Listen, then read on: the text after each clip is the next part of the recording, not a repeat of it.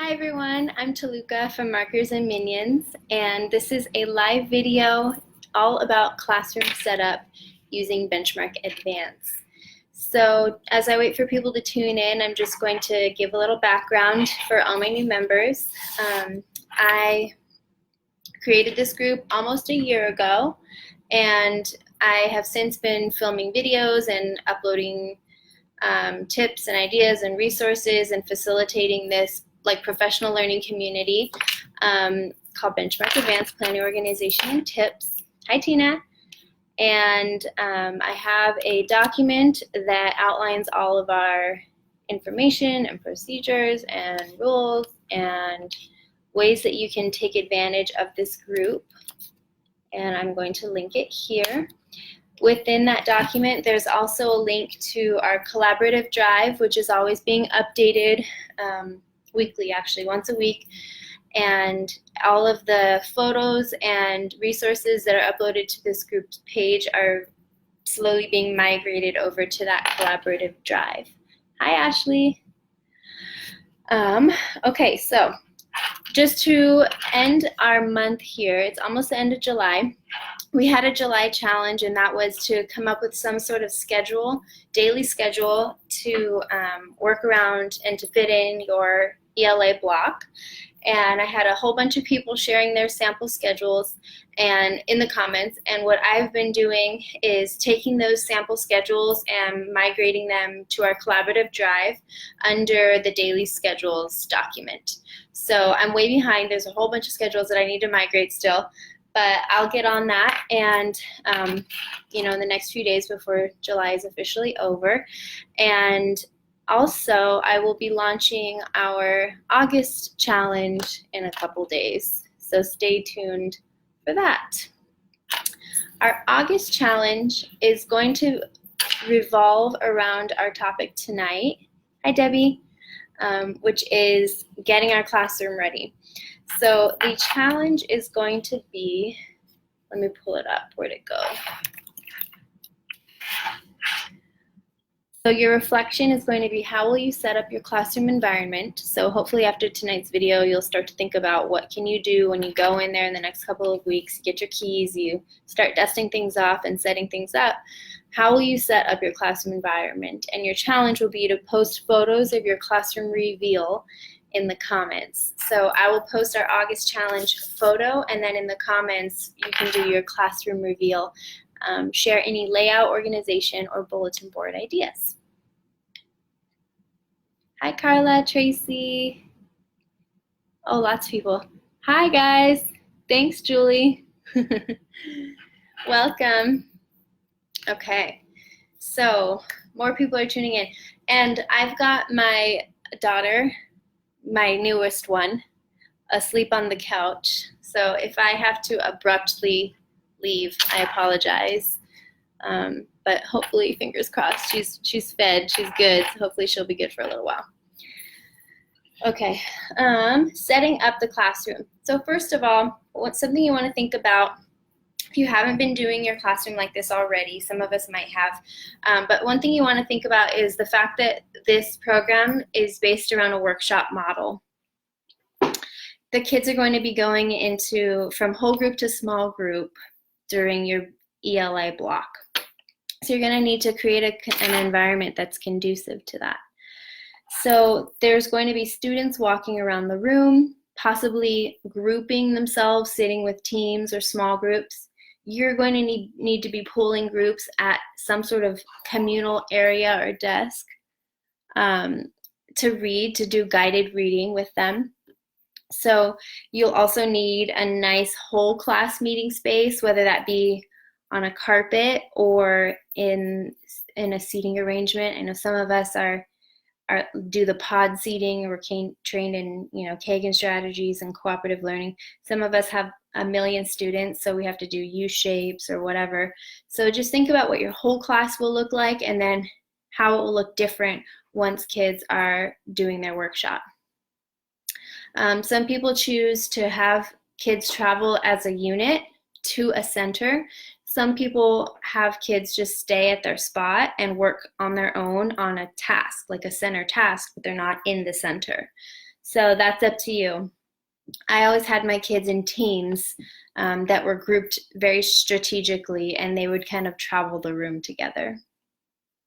My classroom was very collaborative. There's a whole piece in Benchmark called Collaborative Conversations. So it's very much based on feedback from your peers and working together. You're going to see a lot of parallels with Kagan strategies. Let's see. So for a little bit about what my room looked like, I had flexible seating. So raise your hand if you're doing flexible seating this year. It is possible with the workshop model to do flexible seating. I had basically on one side of the classroom various seating options, including my guided reading table, my big like kidney table style thing, a couple of desks, and then on the other side of my classroom where my overhead projector was, I had a large carpet, and I had third graders and I made them come down to the carpet. We spent a lot of time on the carpet. They were used to it. So they sat right, in front of the screen. And that's where we did our whole class lessons. I would use my doc reader to project the student magazine or, the consumable. And I would model my annotations and it would be projected up onto the board, and then they would follow along on the carpet. On the carpet, I had them grouped, and eventually, this gets messed up because you're like, okay, you move over there, you move over there because of behavior or whatever. But every few weeks, you have to kind of reevaluate if you do this model or system where, they're in their rows, and then they have their AB partner that they're doing, their shoulder, elbow partner, whatever. And then also their little teams of 4. So I'd have one row turn around and talk to the next row. And so they'd be like little groups of 4.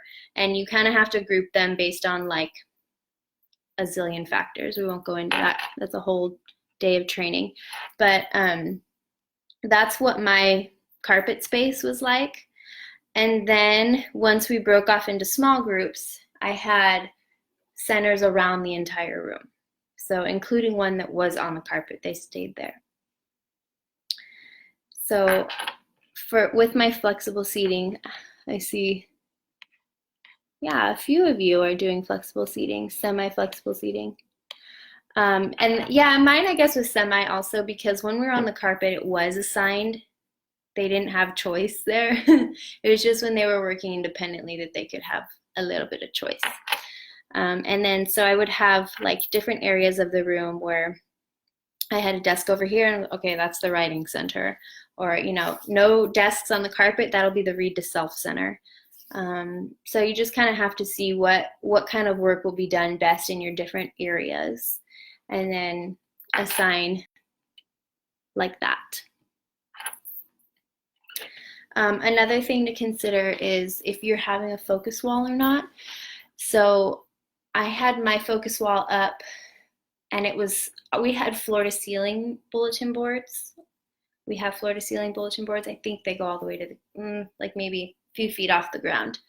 And so I would have my focus wall sort of low so the kids could kind of be at their center and look at it. It wasn't something that was high up. It also was pretty compact. It wasn't taking a whole bulletin board space. So it was just a reference for them. It wasn't necessarily like a huge focal point in terms of student work or anything like that. So that's another thing to consider with your environment. If you are going to have them traveling to centers, you want to be able to have them access that focus wall or section where they can find the words they're working with or whatever easily. So that is layout. Does anyone have any idea yet how they're going to be laying out their classroom? I know there were a couple posts recently about, I have 2,000 children in my classroom this year. How should I arrange my desks and whatnot? So let us know if you have any ideas for that. Hello. Michelle, that's a good way to do it. My first year of flexible seating was the best year because I introduced it slowly. So this is getting on my nerves. So over the first semester, I would slowly bring in items and introduce it gradually and have kids test it out, try it out. And then by the time we got up to winter break, the kids were pretty much just using the flexible seating options that we had in our rooms that were just kind of, it was all along the perimeter because we had the desks still. And then over winter break, I got rid of all their desks. And when they came back, they just had their regular things they were used to that they were getting introduced to throughout the year. And it was awesome. The next year was more challenging because the kids walked into the classroom and was like, oh my God, this is like a house in here. And so we had to do a lot more training and practicing around that.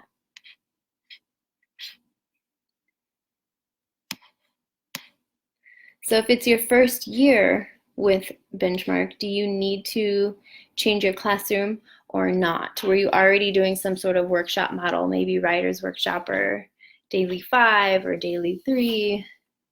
Do you already have a setup? Nina, pods of 4 and 6, depending on the number of students. Are you grouping them Kagan style? Carla says 2 learning areas with assigned seating only during whole group. During daily 5 and daily 3, students can sit wherever they want. I love it. So 2 learning areas, do you have them on either side of the room? Do you have 2 boards? Lisa, I also like to set up what I call learning partners. The students always sit next to their learning partner on the rug. And I also have a rug schedule that rotates each day. Students know where to sit and the same kiddos aren't always up front. Oh, that's a good idea. That's a really good idea.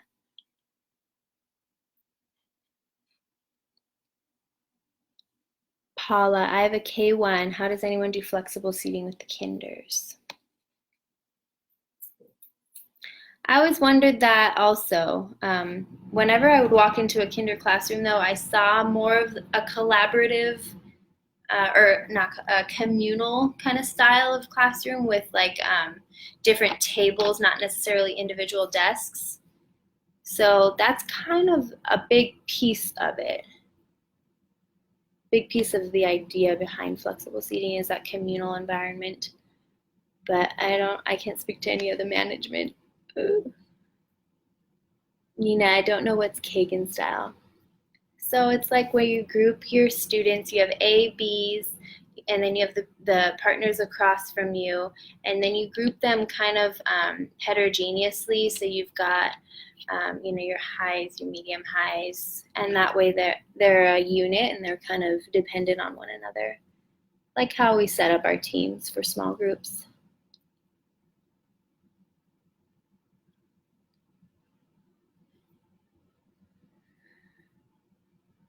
Oh, sorry.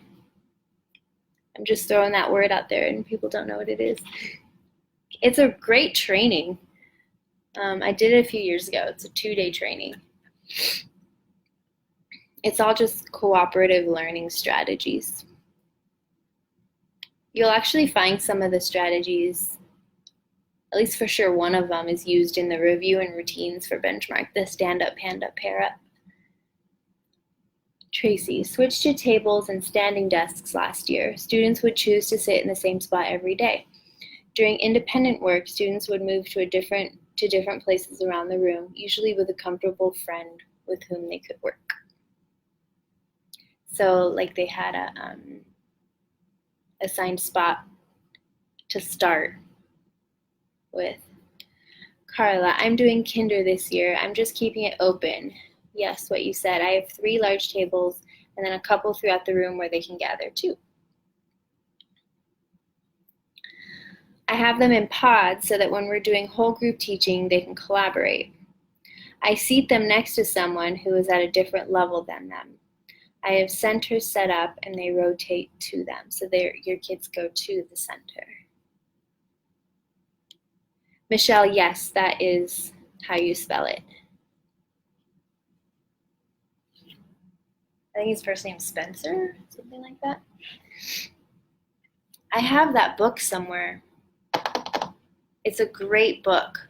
You can go to the Kagan website too and just buy. Like they have like these little mats that you put in the center of your tables, and they have the training books and whatnot. I think you can get those all on the website. Okay, so organization, and I plan on doing a blog post later this week on just ways to organize, because that's my favorite thing ever. So for teacher materials, and I brought it all out, for those of you that don't know, I'm not going back into the classroom next year. I'm taking the year off to be with my kids. So I had to take everything out of my room and store a lot of it in my mom's garage and a lot of it in our tiny condo. But anyway, I brought some of it out to show what my organization was like last year. I basically had a rolling cart, shelf organizer, crates, buckets. This 3-tiered rolling cart is really cool. Okay, look. So I brought it all out. So this guy right here, this organizer, I found it at a thrift store, a local thrift store, for $10, but you can get it on Amazon, at Michael's, whatever. And then this is where I would keep their small group materials, the ones that I didn't have to bend down, the ones that I didn't have to rotate out too often. So like the fan and pick questions, the reading response questions, I would keep in here, and the kids would just come and pull it out. Whatever, any kind of response sheet that was recycled over and over there. Okay, I feel weird. I'm just a talking torso. I'm going to lift it up. This milk crate, these things are awesome. Right now I just have it organized by all my units and whatnot, but you can keep files in there that the students can pull from, or you can keep your leveled readers in there, anything specific to your unit in there. Or what did I see?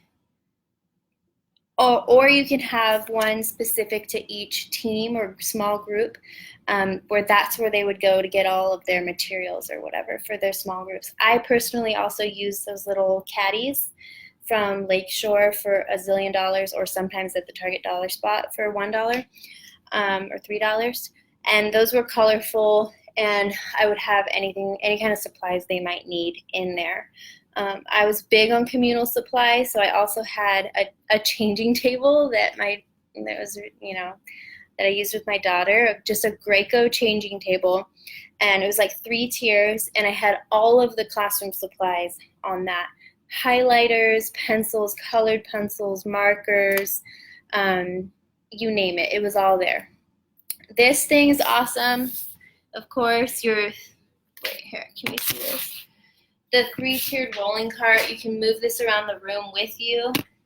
I didn't have this in my classroom last year. I have it here at home, just with my stuff that I use at home. But in my classroom, I had different sections where I kept things throughout the room. So like by my guided reading table, I would have my copy of the leveled readers, any kind of like lessons that I was using at my guided reading table. Your TRS fits perfectly in here. This is awesome. And then anything you might need for teaching small groups, your markers, your Post-its, whatever, colored pencils. So, okay, that was a challenge. Whew. I like the going to a center, but only after the 20 days. Yeah, for sure, Paula. And even after 20 days, like don't be hard on yourself if you're not ready to introduce it right away.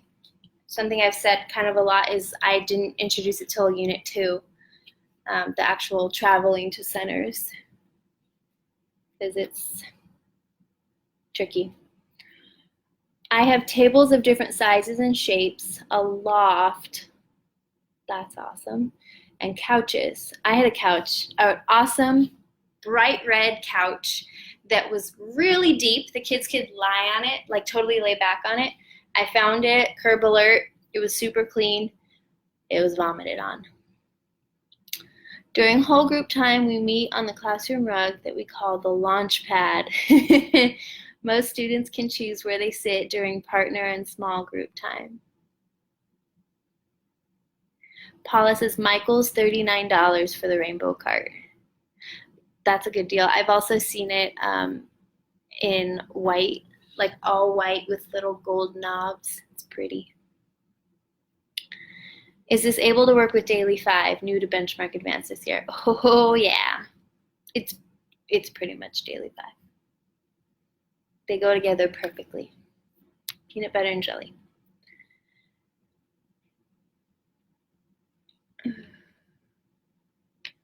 Yeah, Carla says, I'm loving how it links Benchmark and Daily 5. They were made for each other. It's funny.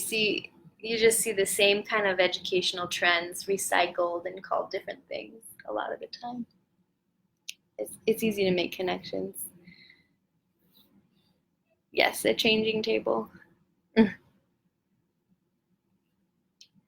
see. Funny how teachers are amazing at repurposing, right? Tracy, can you talk about the focus wall, please? The focus wall just has, take your spelling words, if you're in the primary grades, your high frequency words, and if you want to use vocabulary, your vocabulary words, your skills, your strategies, your title of your text that week, what your grammar skill is, what your writing task is, maybe even put your prompt up there. I have my focus wall actually. This was one of the things that I took with me. I kept it in my milk crate. I was like, it was too pretty to get rid of. I had these fun letters. This spells out focus wall. This is free on my TPT, by the way. Bulletin board letters. I had these annotation marks, just basic ones that the kids would use kind of every week. Not the ones that are specific to certain reading strategies, not really. I would just keep the most basic ones up there on the wall with the focus wall. Oh no. And then I had this up too.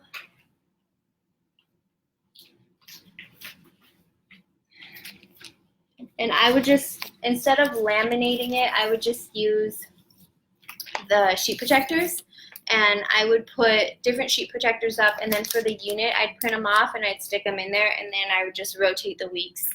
But you have to be really on top of it, because otherwise you're going to have like unit 3 up for 6 months. Anyway, that's my little tip. I've seen focus walls where you laminate, which looks super pretty, but it takes up a lot of classroom supplies. All right, put that away after.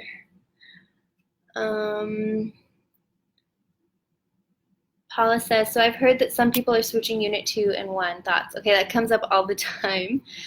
Yeah, some people like to start with Unit 2 because it's definitely lighter in the content. It's fiction. It's a lot of fables and characters. It's really fun.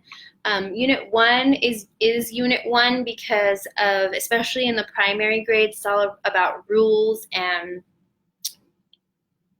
community. So it's great for setting up your classroom, coming up with your class rules together and talking about that kind of thing. Once you get to 4th, 5th, 6th grade, it's heavy content.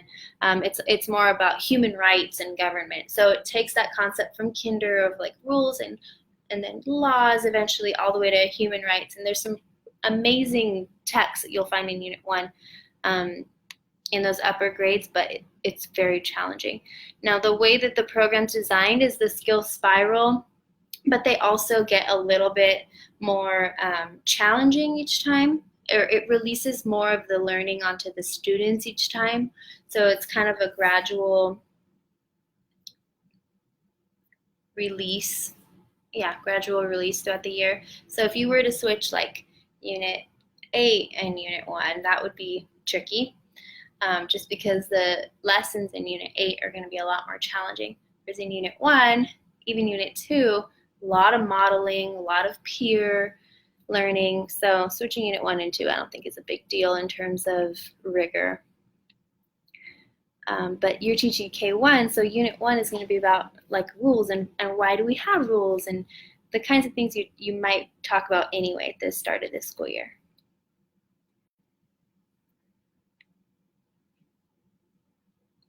I know launchpad is a cute word, it's a cute phrase.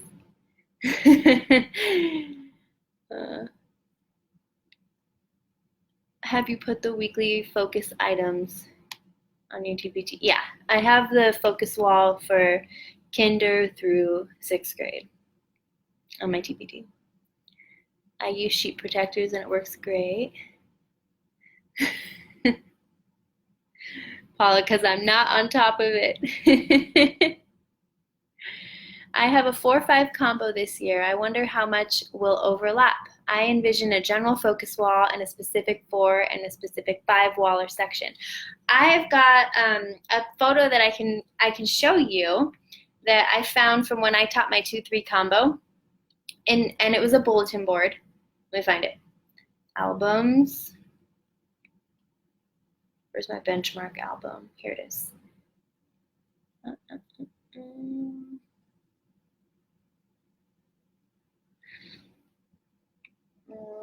Where'd it go? Now I'm not finding it. But I know I sent it to myself also, so it's on my computer. I'll show you guys. It was basically an essential question board. Where is it? And I made essential question bulletin board letters and put them on my TPT for this purpose. Where'd it go? It was so cute. I'll find it, but basically I had the essential question up at the top, and then it was like a tree map. So here would be 2nd grade and I'd write the question. Here would be 3rd grade and I'd write the question. And then I had each student's name on like a little cute little cutout thing that I had, and then with space underneath each name for a note card. And so then they would respond to the essential question and it would go right under their name. And then that part would stay the same all year long. I only did this when I had my combo, so I didn't do it last year. I did it 2 years ago. But the essential question would change each unit, and after the unit, whenever they'd answer it on a note card, I would staple it on top of their last response. So then by the end of it, you can flip up on their bulletin board. It has all their responses to the essential question. So that's a kind of a neat way to separate things and get some student work up there. And then it also shows how it's so connected. I think you'll find that a lot of things overlap.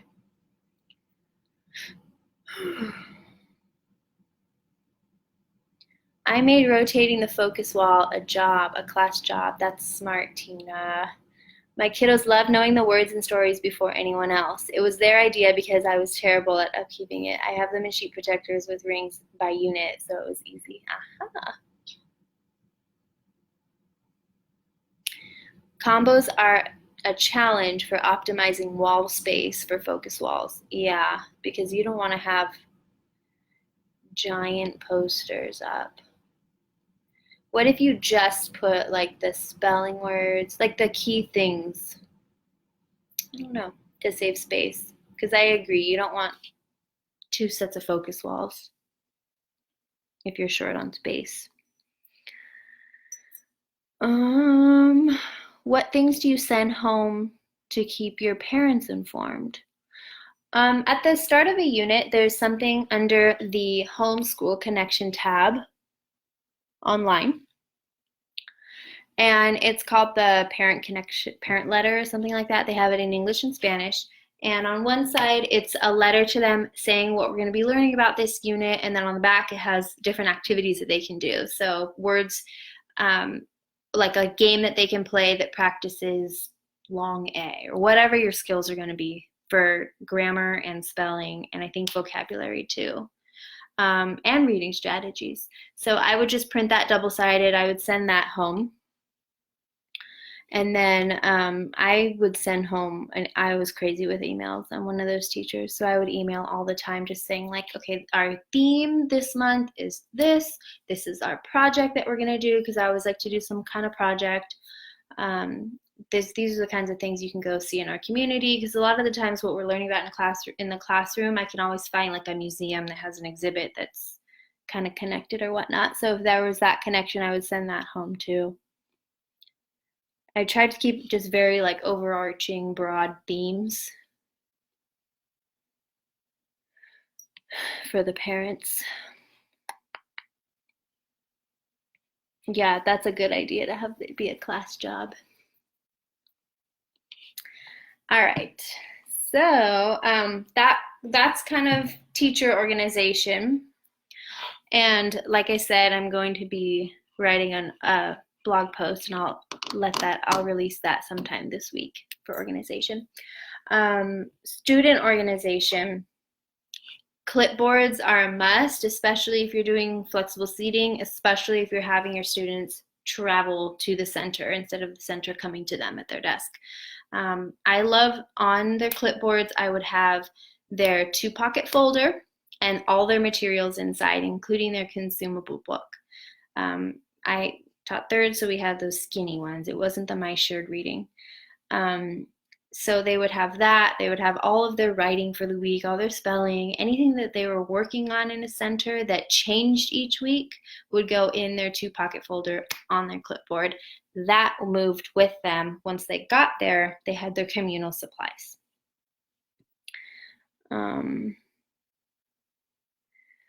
What if you divide a bulletin board in half for combos? My focus wall is in front of my word work center, so they have the words right there. You could put, like if you have a word work center, just put the focus wall posters that pertain to spelling and grammar there.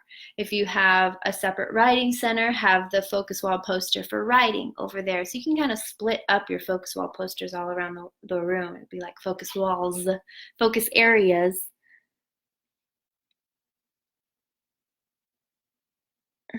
Lisa, I will also be teaching a 3-4 combo again this year. Last year I had the essential questions up. This year I want more info up, but still need to work on that. Can't put everything up for both grades. Yes, and I have one of the topics that I want to touch on in a minute is bulletin boards. So what student work can we show, basically? I guess what I'm asking is, how do you keep parents informed of weekly student progress and growth? It's something our administrator asked during our evaluations last year. Okay, so that's also something that I love. So I love data. So on the Benchmark website, they can take their tests online. That's a whole nother conversation to have about, like, well, do you have them take it on paper also? Do you have them do it just online? We've talked about that a lot at length. If you're curious about that, just search in the group. But if you have them do it online, she's stirring, don't wake up. If you have them do it online, after they submit it, Benchmark can generate these awesome reports for you. I actually have a YouTube video that walks you through all the different types of reports you can generate. But what I did for parents was I printed out the standards breakdown along with the correct answer and what they wrote, what their answer was for each question. So parents could see exactly which question they got wrong, and then they could see what standard that was. And then next to the standard, it writes what the standard is, and then next to it has the percentage, how they did, like 50%, 75%, or whatever. And so it broke it down that way. And I taught the students first how to analyze their test so that they could see which ones they got wrong, and then they could match it to a standard. And by the end of the year, my students themselves hadn't pretty much internalized the standards for the most part. And so that's what I had them really work on communicating to their parents, doing those weekly tests. So they're only 10 questions. They're pretty quick, eventually. Do your students have cubbies since they don't have desks? Where do they keep their materials? Yes.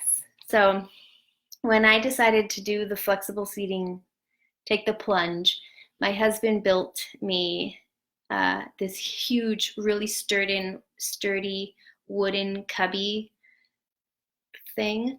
And it was, I think it was 6 cubbies across, 5 cubbies down.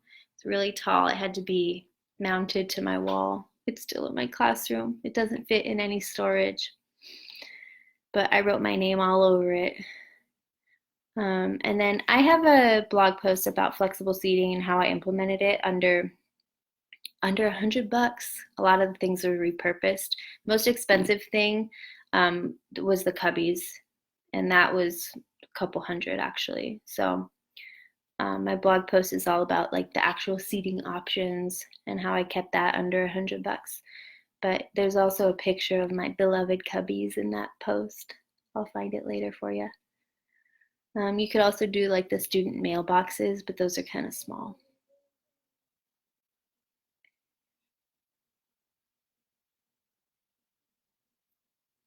My district is moving from open court to benchmark. Do you know if any themes will overlap? Open court is sharing stories, kindness, fossils, animal camouflage.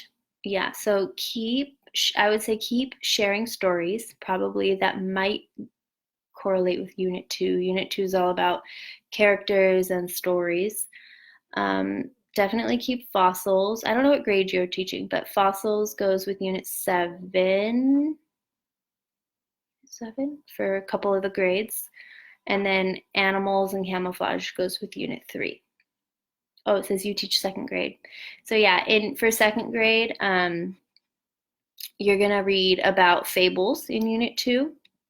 You're gonna have animals and habitats for Unit 3, and then you'll have fossils, I believe, someone correct me if I'm wrong, for Unit 7.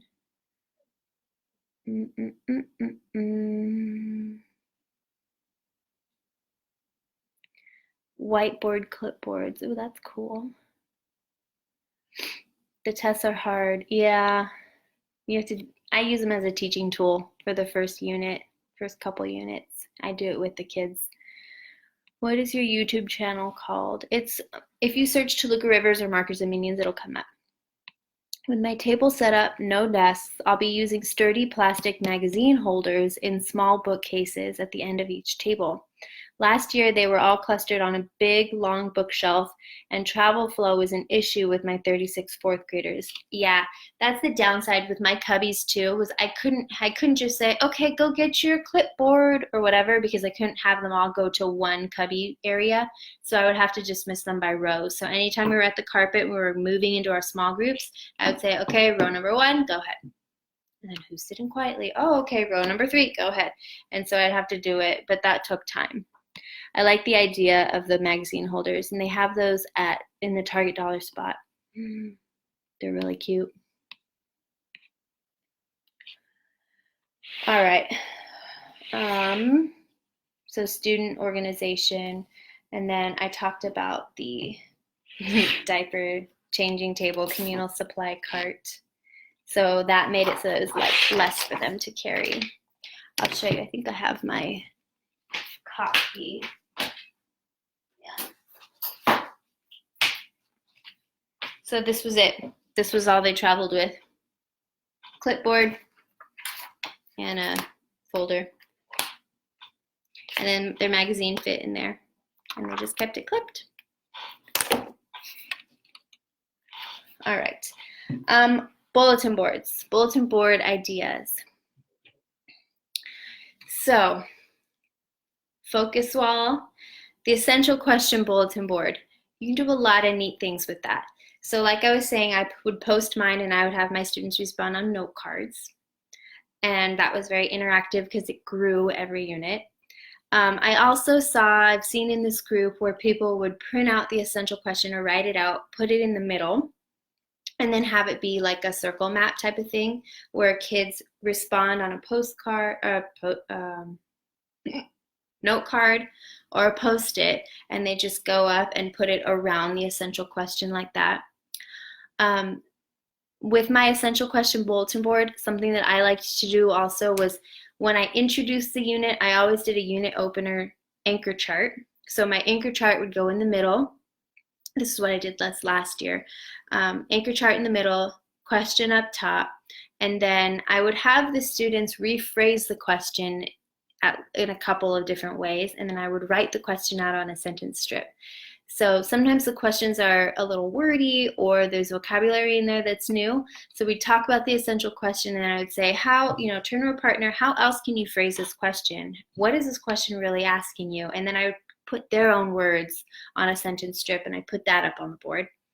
Any kind of vocabulary that was unique to the unit, it would be on my anchor chart or defined somewhere on there.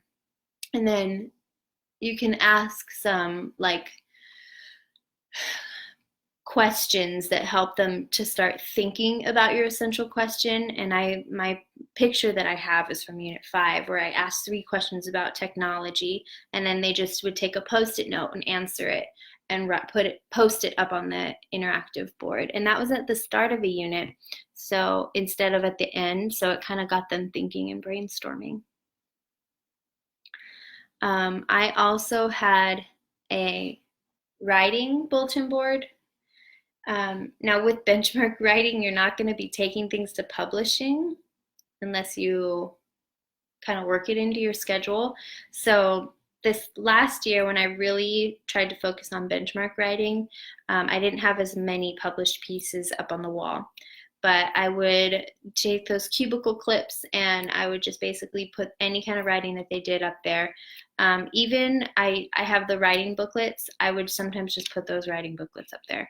But I would say that if you don't have that much space in your classroom, I would say that you probably don't need a huge writing wall, unless you're going to stick to, if you're for sure going to stick to like your process writing in like a separate writer's block.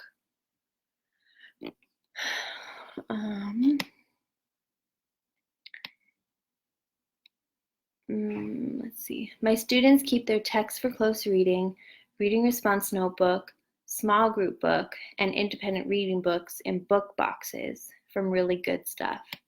There you go. Oh, that was another thing, that their small group book, sometimes I'd have them put that in their clipboard too, in their pocket folder.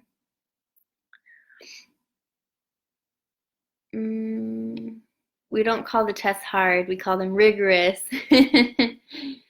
Easier student and parent buy-in if they understand the outcome. Absolutely. I used seat sacks last year, but I'm switching to cubbies only. I love your anchor charts. Great opening and love going back to GLAD strategies. Yeah. Absolutely.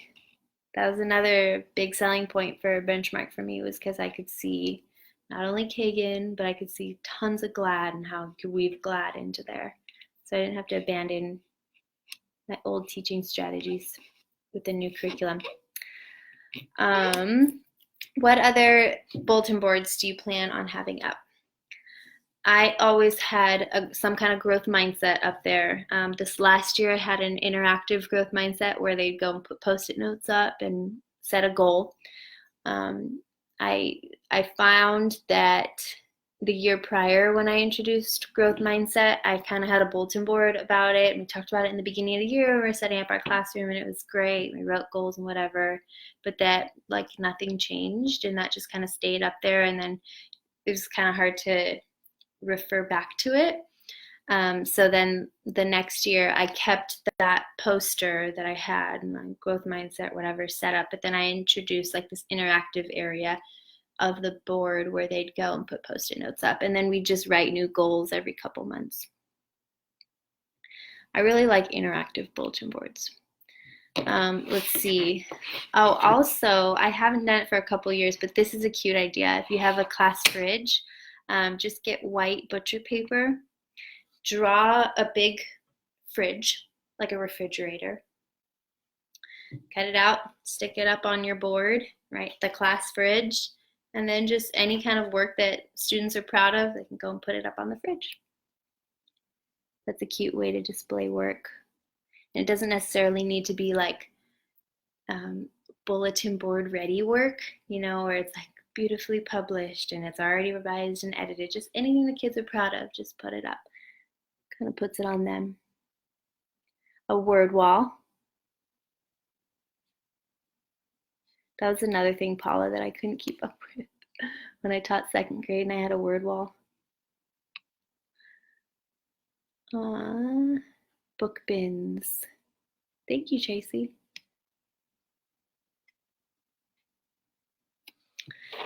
All right.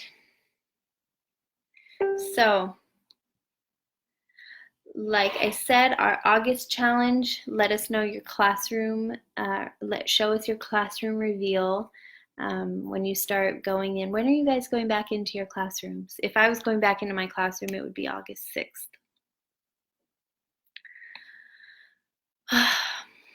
Sad that I don't have a classroom to go back to, but it's okay. Yeah, so let us know when you're back and show us your bulletin boards, any kind of organization.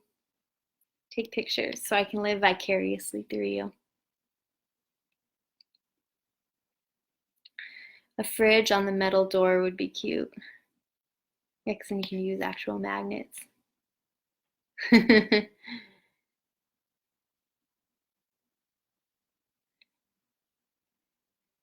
I also did any kind of, like, I call it the big cheese, but if you do like a star of the week or like a highlight student, you could always put them at the top of the fridge too. August 6th for LAUSD. August 20th, nice. Minneapolis. You can come visit my room anytime. Yay! I would love to. Right, Julie? You'll have us as your students. Exactly. September 4th. All right. School started 2 weeks ago in July. Tony, when did you guys get out? Tina, I will be coming to yours. I'm going to be doing a whole bunch of Cricut projects and putting them up on your bulletin boards, Tina, just so you know. Yes, Cheryl, I'm staying home with my little ones. My daughter goes to preschool down the street, literally walking distance.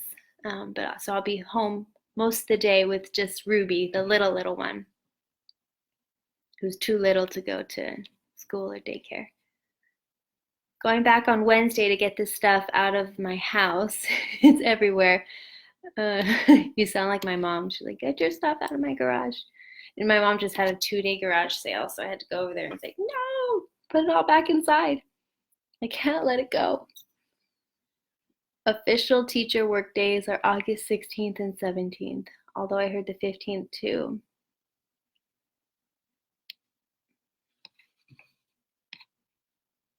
I'll be up in San Jose visiting some of you all that week. Tony, that's a really short break. All right, guys. I will go back and answer things in the comments. Oh, that's the dog.